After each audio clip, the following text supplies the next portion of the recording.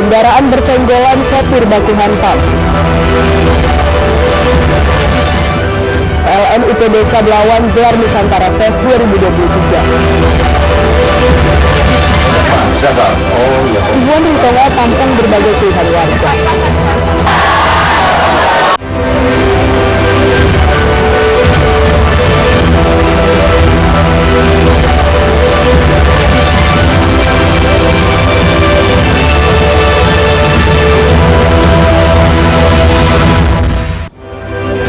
Selamat pagi pemirsa, kita bertemu kembali dalam program iNews Sumut Inspiring and Informative. Selain 3 informasi utama tadi, kami juga akan menghadirkan sejumlah informasi menarik untuk Anda. Bersama saya Tania Sianitar, inilah iNews Sumut selengkapnya.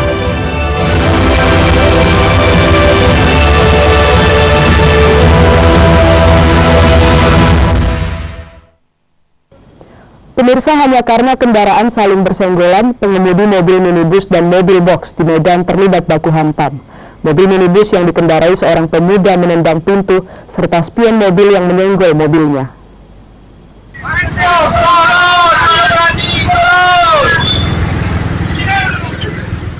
Video amatir merekam detik-detik keributan yang terjadi antara pengemudi mobil box dengan mobil minibus di Jalan Esperman, Medan. Diduga sebelum terjadinya keributan, kedua mobil ini terlibat senggolan dan kejar-kejaran di persimpangan Jalan Gelubur. Mobil minibus langsung menutup jalan mobil box. Pengemudi minibus pun langsung keluar dan menantang pengemudi mobil box. Bahkan pintu mobil minibox sempat ditunjang beberapa kali serta spion rusak. Namun pengendara mobil box tak kunjung keluar, hanya beradu mulut dari dalam mobil saja. Keributan pun mereda setelah keduanya didamaikan oleh warga di sekitar lokasi. Kejadiannya bang, setahu saya sih ribut gitu aja bang. Dua mobil itu lah kan. Mobil apa aja bang? Mobil kuda sama mobil box. LA box itu. Itu orang itu memang dari area Esperman udah Dari arah sana lah.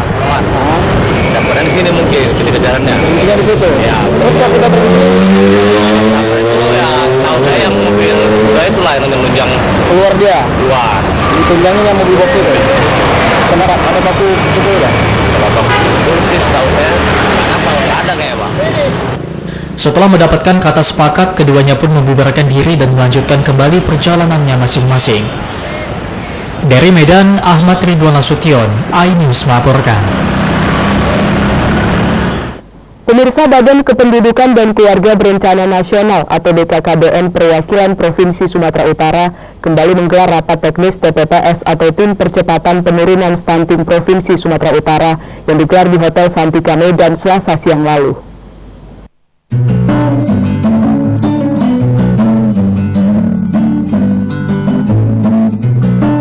Rapat teknis TPPS atau Tim Percepatan Penurunan Stunting Provinsi Sumatera Utara ini dimulai Selasa siang kemarin pukul 13.30 WIB dan dipimpin langsung PJ Gubernur Sumatera Utara Hasanuddin. Sementara bahan ekspos yang disampaikan oleh Kepala Perwakilan BKKBN Provinsi Sumatera Utara, Munawar Ibrahim, menjadi materi dasar diskusi PJ Gubernur bersama TPPS Provinsi yang terdiri dari para kepala dinas dari 14 mitra OPD, termasuk Biro Kesra, Forkopimda, dan mitra strategis lainnya di Provinsi Sumatera Utara. Karena sudah kita lakukan sampai sejauh mana apa penyalahannya sebenarnya, sehingga angka yang tadi alfa tadi kasih ada sebuah kesempatan dan sehingga kita perlu melakukan tindakan. Dalam kegiatan ini, PJ Gubernur meminta kepala dinas satu persatu untuk menyampaikan update capaian program kegiatan dan realisasi anggarannya, baik DAK Fisik Subbidang KB, DAK Non-Fisik atau BOKB, dan realisasi pemberian makanan tambahan untuk pengolahan pangan lokal triwulan 4 di tahun 2023 ini, khususnya untuk tagging stunting.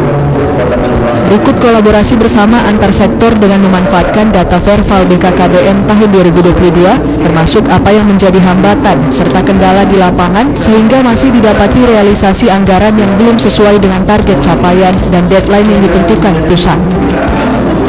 Sebelumnya juga telah dilakukan pertemuan bersama UPDKB, Inspektorat, dan DPKAD dari 33 kabupaten kota seprovinsi Sumatera Utara yang dipimpin secara teknis oleh Sekda Provinsi Sumatera Utara, Arif Sudarto Trinugroho.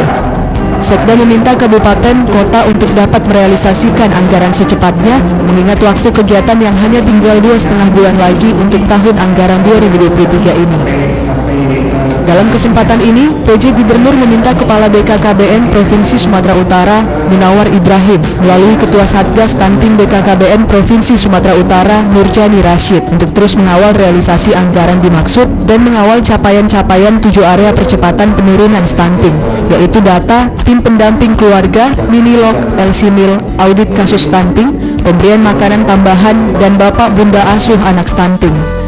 Sehingga anggaran yang tidak sedikit yang telah dikucurkan oleh pusat ke Provinsi Sumatera Utara dari berbagai sumbernya dapat terserap dengan maksimal menuju angka prevalensi stunting 14% di tahun 2024. Ya, makanya tadi kendala-kendala tadi kita identifikasi. Dari Medan, tim iNews melaporkan. Pemirsa, pemerintah Kabupaten Batubara bersama kelompok sadar lingkungan atau Pokdarling melaunching aplikasi mobile banking sampah atau MBS Pokdarling. Tidak hanya itu, Pemkab Batubara bersama Pokdarling Batubara secara bertahap juga akan membangun bank sampah induk dan bank sampah desa yang kedepannya diharapkan dapat menciptakan Batubara yang bersih dan sehat.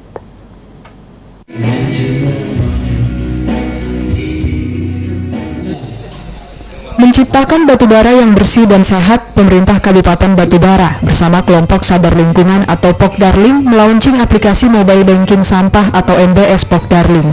Pokdarling Batubara bersama Pemkab dan pemerintah desa di Batubara juga akan memberlakukan program bank sampah di mana kedepannya diharapkan masyarakat Batubara tidak lagi membuang sampah sembarangan, namun merubah sampah menjadi rupiah. Penerapan program bank sampah ini sudah teruji dan terbukti dapat merubah wilayah yang kumuh menjadi wilayah yang bersih dari sampah. Seperti halnya yang terjadi di Kota Madya Medan melalui bank sampah induk Sicanang. Launching mobile banking sampah digelar Gedung MPH Komplek Perumahan Tanjung Gading, Kecamatan Seisuka, Batubara. Aplikasi mobile banking sampah ini nantinya akan digunakan masyarakat untuk mempermudah transaksi jual beli sampah secara online dan mengetahui berbagai jenis harga sampah yang akan dijual ke bank sampah desa hingga ke pabrik pengelola sampah terbesar yang berada di Kota Medan. Bupati Batubara, Zahir, berharap dengan adanya Pokdarling yang bekerja sama dengan pabrik pengelola sampah Artajaya Sicanang sebagai penampung sampah dapat mengurangi daya tampung tempat pembuangan akhir yang kondisinya sudah melebihi kapasitas. Bagi masyarakat Batubara, terutama ibu-ibu rumah tangga, bahwa sampahnya tidak dibuang untuk sampah, tapi disimpan, dikumpul, dipilah, dan pada saatnya bisa dijual ke tempat bank sampah yang ada di desa-desa, yang dibuat oleh desa. Sampah bukan barang yang dibuang, tapi sampah bisa dijual menjadi sumber pendapatan bagi konsumsi. Kami ingin membuat sebuah motif ekonomi, seperti yang sudah ada di negara-negara maju, contoh Jepang, Belanda. Itu sampah ternyata bisa berharga menjadi rupiah. Itulah yang kami garap. Semoga melalui aplikasi Pokdarling, MBS Pokdarling kita launching hari ini, bisa memudahkan bank sampah desa, bank sampah sekolah untuk terbentuk dan bisa memberi sampah-sampah yang ada di masyarakat maupun yang ada di sekolah. Sementara itu, Sari Dharma Sembiring selaku Ketua Umum Pokdarling mengatakan bahwa dengan adanya program bank sampah di setiap desa dan sekolah, kedepannya dapat mengedukasi dan mampu mengubah pola pikir masyarakat akan pentingnya pengelolaan sampah yang baik. Dari Batubara, Fadli PLK, iNews melaporkan.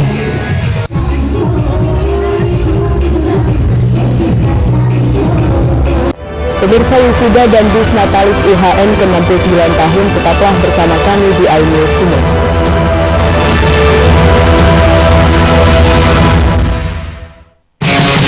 Kompilasi berita olahraga paling top dan sensasional, baik dalam dan luar negeri. Kalian menyaksikan Top Sport bersama saya, Santina Keramas.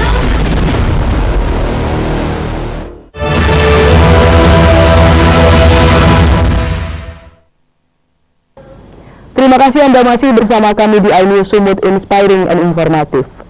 Pemirsa, dalam rangka merayakan 78 tahun Hari Listrik Nasional, PLN Unit Pelaksana Pengendalian Pembangkitan atau UPDK Belawan menggelar Nusantara Fest 2023 di halaman kantor PLN UPDK di Kelurahan Sicanang, Medan, Belawan, Kota Medan. Bertepatan dengan perayaan ini, PLN UPDK Belawan juga berhasil mengoperasikan pembangkit PLTGU di Belawan secara full block.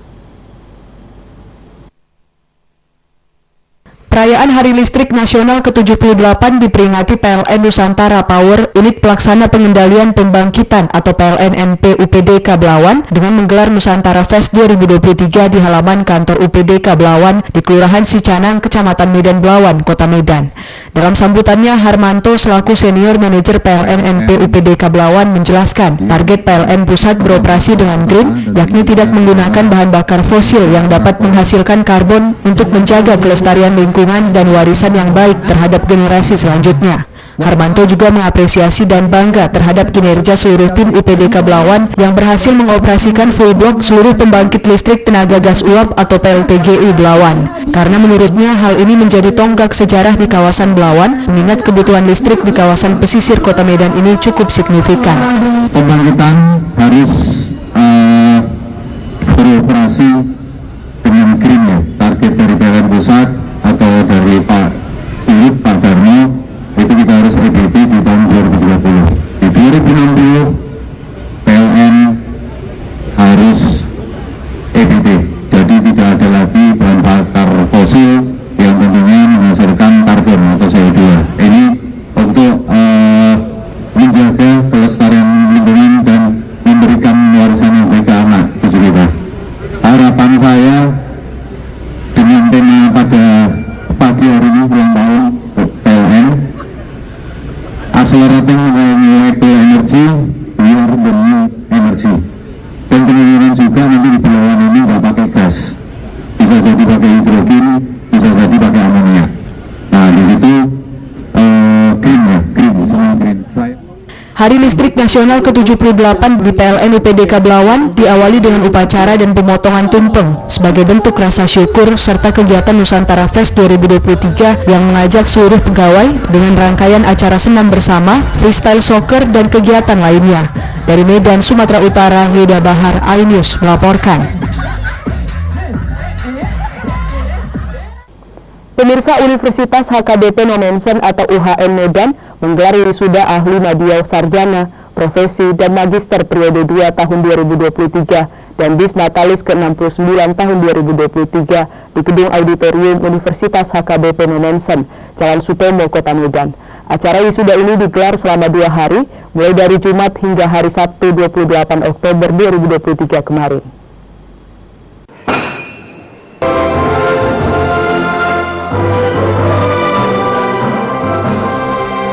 Universitas HKBP Nomensen mewisuda sebanyak 1.514 mahasiswa-mahasiswinya yang terdiri dari 10 fakultas dan program pasca sarjana.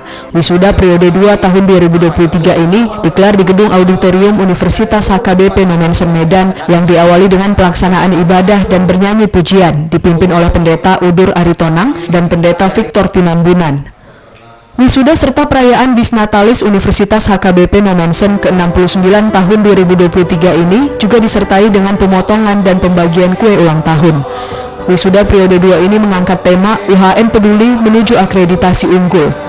Wisuda ini dihadiri oleh Sekretaris Jenderal UHN, Ketua Yayasan, pengurus dan pengawal yayasan, para pendeta, rektor dan wakil rektor, Kepala L2 Dikti Ismail Marzuki Siregar, perwakilan Wali Kota Medan, para dekan, dosen, para undangan, orang tua dan mahasiswa-mahasiswi UHN Medan.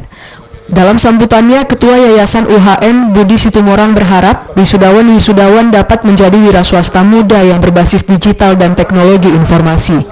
Hal yang senada juga disampaikan oleh pengawas Yayasan UHN, Anton Sihombing, dan Rektor Universitas HKBP Nomensen, Richard A.M. Napitupulu.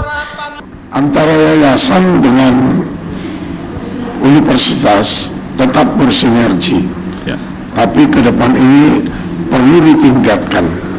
Seperti yang dikatakan Diki tadi, program S2 ditingkatkan, jangan hanya hukum dan manajemen. Pada hari ini Universitas Nomensen melaksanakan wisuda periode kedua tahun 2022-2023 sekaligus Disnatalis ke-69 Universitas HKBP Nomensen. Kita berharap bahwa apa yang sudah kita berikan selama mahasiswa dan wisudawan memperoleh selama di Nomensen dapat diterapkan di masyarakat sehingga nantinya berguna dan bagi masyarakat dan bagi wisudawan sendiri. Ya, jadi kita sekarang menghadapi perubahan yang pesat di bidang teknologi. Jadi saya berpesan kepada mahasiswa yang baru lulus bahwa mereka jangan berpuas diri dengan apa yang sudah dicapai. Mereka masih tetap perlu belajar lagi, terutama untuk mempelajari perkembangan teknologi, sehingga ilmu yang mereka peroleh selama ini nanti bisa didukung oleh kemajuan teknologi yang sekarang ini yang serba internet dan digitalisasi.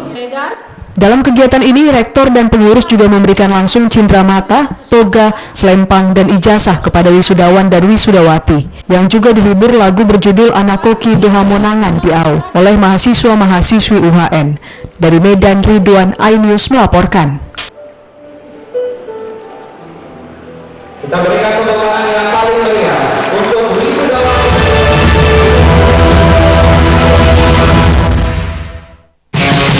Kompilasi berita olahraga paling top dan sensasional, baik dalam dan luar negeri. Menyaksikan Top Sport bersama saya, Santina Keramas.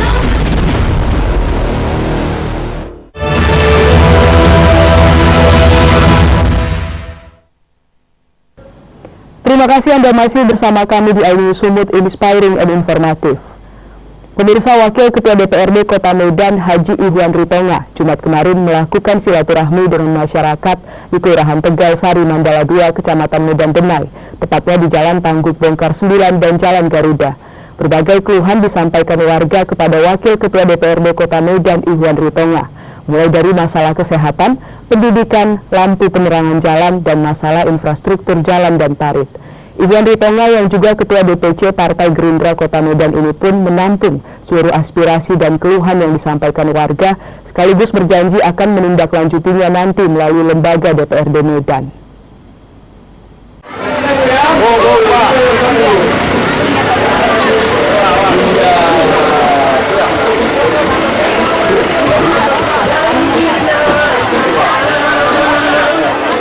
Meski disibukkan dengan aktivitas yang begitu padat menjelang pemilu 2024, Wakil Ketua DPRD Kota Medan Ihwan Ritonga tetap saja menyempatkan diri untuk menemui masyarakat Kota Medan dengan tujuan silaturahmi sekaligus ingin mendengarkan keluhan mereka.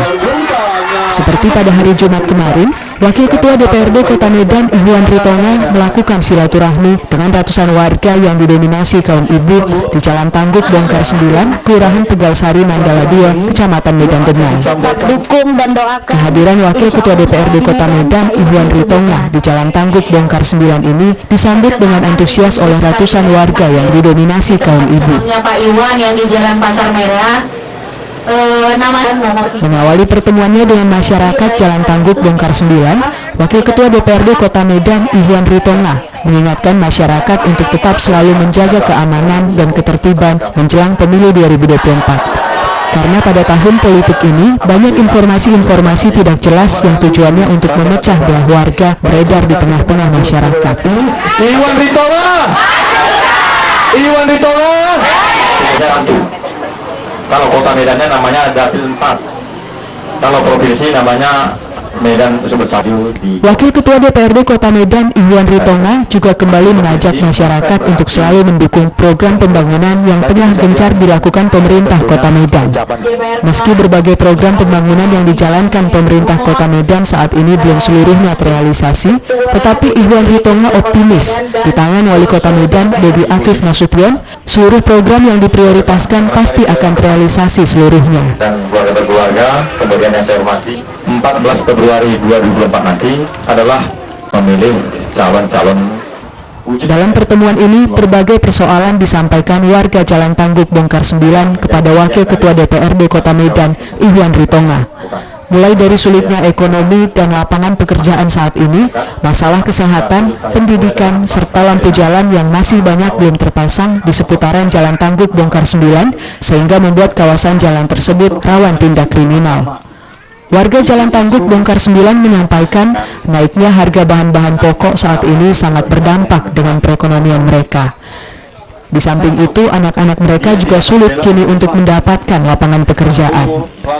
Warga berharap ada solusi dari pemerintah Kota Medan bagaimana harga bahan pokok yang kini naik dapat ditekan sehingga tidak menambah beban ekonomi masyarakat.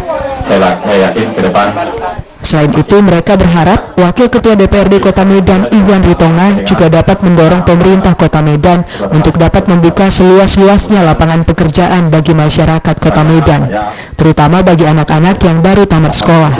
Dari ibu sekalian, begitu juga mungkin bagi Ibu Rosmindawati juga seperti itu. Masalah kesehatan, masyarakat Jalan Tangguk Bongkar 9 merasa pelayanan UHC yang diluncurkan pemerintah Kota Medan belum berjalan maksimal di tengah masyarakat. Karena banyak warga yang merasa dipersulit pihak rumah sakit, walaupun pemerintah Kota Medan telah memberlakukan cukup dengan KTP dan KK, warga sudah mendapat pelayanan kesehatan gratis. Warga sekitar juga sangat berharap mereka bisa mendapatkan dengan mudah Kartu Indonesia Sehat atau KIS. Karena menurut mereka, dengan kartu KIS, perobatan di rumah sakit yang bekerja sama dengan BPJS lebih mudah. Kita bertarung dengan isu agama pada saat lahirlah isu seluruh warga negara Indonesia berhak menggunakan suaranya di TPS. Begitu juga dengan halnya pendidikan, warga mengatakan kawasan Jalan Tangguk Bongkar 9 merupakan daerah Kota Medan yang berbatasan dengan Kabupaten Deli Serdang. Sebagai daerah terpinggir, mereka merasa ada ketimpangan pendidikan, serta kualitas fasilitas dan infrastruktur dengan daerah lainnya di Kota Medan. Dan terpilih menjadi anggota DPRD Kota Medan. Warga sangat berharap anak-anak mereka juga bisa mendapatkan Kartu Indonesia Pintar atau KIP, karena dengan kartu ini biaya pendidikan anak mereka sangat terbantu. Sementara itu, warga juga berharap dipasangnya sejumlah lampu penerangan jalan di kawasan Jalan Tangguk Bongkar 9, sebab tidak adanya lampu penerangan jalan membuat tindak kriminal di kawasan itu meningkat. Menindaklanjuti aspirasi masyarakat di Jalan Tangguk Bongkar 9, Wakil Ketua DPRD Kota Medan Ihwan Ritonga berjanji akan menampung seluruh aspirasi warga tersebut untuk nanti ditindaklanjuti di DPRD Kota Medan. Terkait soal permintaan warga tentang kartu KIS dan KIP, Ihwan berjanji akan memprioritaskannya. Sedangkan soal lampu penerangan jalan, anggota legislatif yang 2 periode menjabat sebagai Wakil Ketua DPRD Medan itu pun berjanji akan segera berkoordinasi dengan Dinas Perhubungan Kota Medan. Saya hadir di Jalan Tangguk Bongkar berapa? 9 dalam rangka mendengarkan aspirasi masyarakat di sini. Tapi tentunya yang terutama adalah yang selalu dikeluhkan mereka adalah soal KIS, bantuan terhadap kesehatan, ya. Kemudian KIP, Kartu Indonesia Pintar yang untuk belajar. Nah, tadi saya sampaikan kita Partai Gerindra akan mengupayakan semaksimal mungkin sebanyak-banyaknya bantuan itu. Dan insya Allah pada tahun 2024 nanti kan ada rencana oleh Partai Gerindra untuk mengedepankan bantuan-bantuan terhadap anak-anak didik, anak sekolah mulai dari SD sampai SMA. Nah, jadi ini aspirasi yang terdengar dari masyarakat adalah ujungnya adalah soal bantuan, karena memang tingkat kemiskinan kita anggap dan nilai semakin bertambah di masyarakat karena tingginya harga sembako, kemudian turunnya pendapatan dari para masyarakat di sini. Lampu jalan kita coba secepatnya mungkin, kita akan fasilitasi. Memang mereka tadi menyampaikan soal lampu jalan, kita akan fasilitasi secepatnya mungkin supaya Pemkot Medan, Dinas Perhubungan untuk segera mungkin memperbaiki. Ya. Amin. Oke, nanti sudah bilang suratnya tadi. Setelah melakukan silaturahmi dengan masyarakat Jalan Tangguk Bongkar 9, Kelurahan Tegal Sari Mandala 2, Wakil Ketua DPRD Kota Medan Ihwan Ritonga kemudian melanjutkan pertemuan silaturahminya dengan masyarakat Jalan Garuda Gang Siriaon yang juga terletak di Kelurahan Tegal Sari Mandala 2. Baik Bapak sekalian yang saya hormati, yang saya muliakan, Ibu sekalian yang malam ini di gang ini adalah dalam rangka bersilaturahmi. Karena saya nggak pernah diundang di sini, Bu. Maunya kalau ada yang kawin, undang saya. Saya bilang, undang. Nah, ya, undangan itu. 12. Siapa? Ini yang kawin. Sudah sama saya. Ya. Nggak, nanti undang ya. Yang di sini. Saya pasti. Pada masyarakat sekitar, Wakil Ketua DPRD Kota Medan Ihwan Ritonga mengaku baru pertama kali ke daerah itu. Sambil bercanda, ia pun menyampaikan ke depannya agar diundang warga Gang Siriaon dalam berbagai kegiatan masyarakat, sehingga nantinya ia akan rajin ke sana. Tahun 2024, 14 Februari adalah pesta demokrasi. Pemilihan presiden. Yang kedua, pemilu bersama serentak. Dulu 2019, ini adalah tahun kedua untuk pemilu 2019. Itulah yang minta doa kepada seluruh sekalian supaya di tanggal 14 Februari nanti yang kita tahu tinggal 3 bulan lagi saudara memilih Mengawali pertemuannya dengan masyarakat Jalan Garuda Gang Siriawan, Wakil Ketua DPRD Kota Medan Iwan Ritonga menjelaskan sedikit tentang dirinya yang 2 kali mengikuti pemilihan legislatif, yakni di pemilu tahun 2014 dan pemilu tahun 2019 melalui Partai Gerindra. Lebih lanjut, ia mengatakan dalam 2 pemilu legislatif itu ia terpilih sebagai anggota DPRD Kota Medan, bahkan 2 periode ditunjuk sebagai pimpinan, yaitu Wakil Ketua DPRD Medan. Ketua DPC Partai Gerindra Kota Medan itu pun menyampaikan sejumlah pembangunan yang sudah berjalan di Kota Medan yang merupakan prioritas dari Wali Kota Medan Bobi Afif Nasution, seperti pembangunan drainase yang di sejumlah tempat dilakukan dengan tujuan untuk mengantisipasi banjir, serta pengaspalan badan jalan agar Kota Medan terlihat semakin cantik. Wakil Ketua DPRD Kota Medan Iwan Ritonga mengajak warga sekitar untuk terus mendukung program pembangunan yang sedang berjalan. Sadar rakyat kita masih banyak yang sulit, harga beras mahal. Inilah yang harus diperjuangkan oleh ikhlas untuk bangsa dan negara ini. Kalau orang ada ngejek dia Bu, kakinya selalu pincang gitu kan. Dalam kesempatan itu, warga Gang Siriawan menyampaikan aspirasi mereka, terutama tentang pembangunan infrastruktur jalan dan parit. Letak Gang Siriawan yang tepat berada di pinggiran Kota Medan dan berdampingan dengan Kabupaten Deli Serdang kurang mendapat perhatian dari pemerintah Kota Medan. Itu sudah menginfakkan dirinya, dia sudah ikhlas. Kita tahu Jono, termasuk Simpang Limun, termasuk apa ya, tembung ya, tembung. Semua rumah dibakar, semua ini. Tahun 2024, 14 Februari adalah pesta demokrasi. Pemilihan selalu menyampaikan kita lepaskan perjuangan 2024. Kan ada cerita itu kan? Karena apa? Karena hampir mati Bu. Gara-gara itu. Warga sekitar berharap kepada Wakil Ketua DPRD Kota Medan Iwan Ritonga supaya perbaikan drainase dilakukan di tempat mereka. Karena bila terjadi hujan lebat, daerah mereka selalu terendam air karena saluran parit yang dibuang ke Kabupaten Deli Serdang ada yang tersumbat. Berpikir kalau dia bangsa yang tidak cinta terhadap Indonesia, lebih bagus dia jalan-jalan Bu. Rakyat kita masih banyak yang... Selain itu, masyarakat sekitar juga berharap adanya pengaspalan jalan di kawasan Jalan Garuda yang kondisi jalannya kini mulai terlihat rusak. Pak Prabowo tentang Prabowo tahun 98. Prabowo pada saat itu orang tuanya adalah Soeharto. Yang saya muliakan ibu sekalian yang mohon ini di gang ini minta doa kepada seluruh sekalian supaya di tanggal 14 Februari nanti ini kasih sama ibu.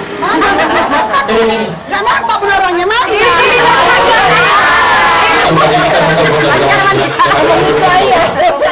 Bisa.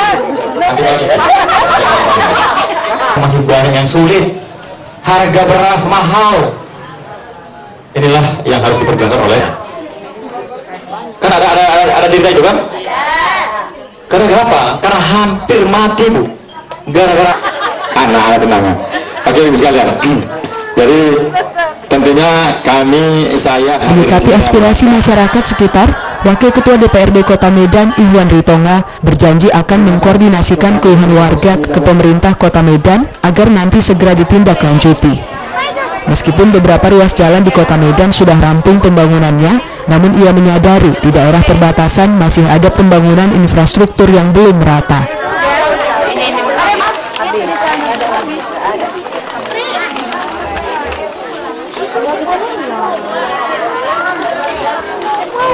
Assalamualaikum warahmatullahi wabarakatuh.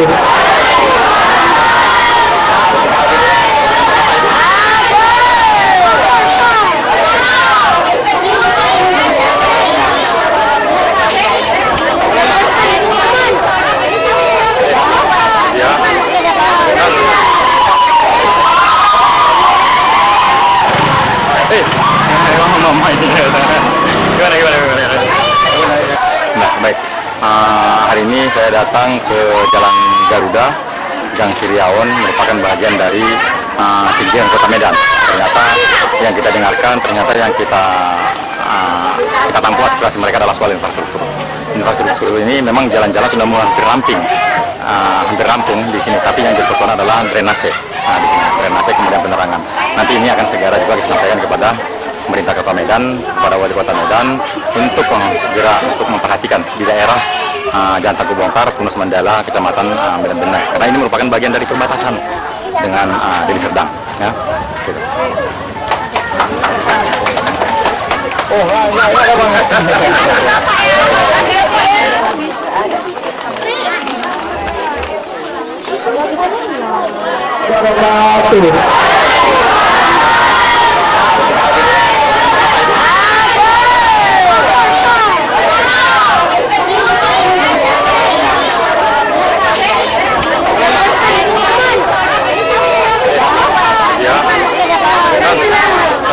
Terima kasih ya. Semoga berhasil. Terima kasih Pak.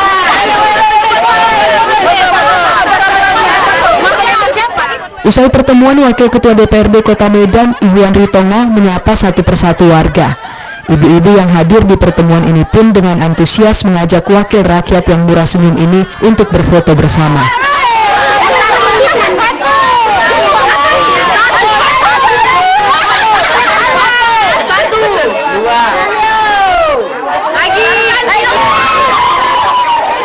Sikap santun dan ramah yang selalu ditunjukkan Wakil Ketua DPRD Kota Medan, Iwan Ritonga, kepada siapapun di tempat di mana ia hadir selalu menjadi daya magnet bagi masyarakat Medan, terutama kaum ibu-ibu untuk mendekatinya.